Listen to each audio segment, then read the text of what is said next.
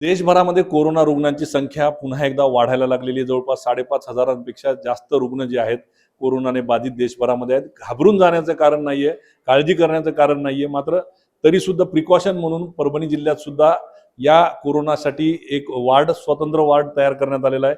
वेगळी तयारी करण्यात आलेली आहे। आज अँटीजन तपासण्यांना सुरुवात करण्यात आली। आपण बघू शकतो की जिल्हा सामान्य रुग्णालयातील हा जो वार्ड आहे, हा वार्ड इथं कोरोनाच्या रुग्णांसाठी नवीन तयार करण्यात आलेला आहे। जर काही रुग्ण आढळले तर त्यांना इथं ऍडमिट केलं जाणार आहे। पहिल्यांदा अँटीजन तपासण्या इथं केल्या जाणार आहेत। त्यासाठीच्या पीपीई किट किंवा अँटीजन किट असतील या सर्व इथं आणण्यात आलेले आहेत आणि बेड असतील, ऑक्सिजन असेल, मुबलक प्रमाणामध्ये त्यांचं इथं सगळं जे काही साठा आहे ते करून ठेवण्यात आलेलं आहे। आपल्यासोबत जिल्हा शल्य चिकित्सक डॉक्टर नागेश लखमावार आहेत। सर, काय तयारी करण्यात आलेली आहे या संदर्भात?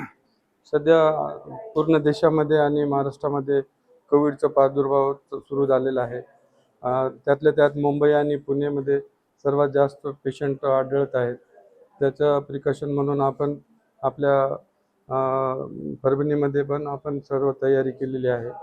आपल्या जिल्ह्यामध्ये 20 ICU बेड आपण सिव्हिल हॉस्पिटलला आणि 5 पेडियाट्रिक ICU बेड वगैरे तयार केलेली आहे आणि पूर्ण हॉस्पिटलमध्ये आपण सेंट्रल लाईन ऑक्सिजन आहे, त्यामुळे ते काही काळजी करण्यासारखं नाही आहे। आपल्याकडे मुबलक औषधी साठा आहे। बाकी आपलं पीपी किट आहेत आणि मास्क वगैरे सगळे आहेत आणि अँटीजन टेस्टसाठी पण आपल्याकडे सगळे किट अवेलेबल आहे। महत्वाचं याच्यामध्ये घाबरून जाण्यासारखं काही आहे का किंवा नाही? हे व्हेरियंट जो नवीन आलेला आहे त्या संदर्भात काय सांगा? ओमिक्रॉन JN1 हे XFG हे व्हेरियंट आलेलं आहे। तर याच्यात सौम्य अशा प्रकारे त्याचे लक्षण आहेत।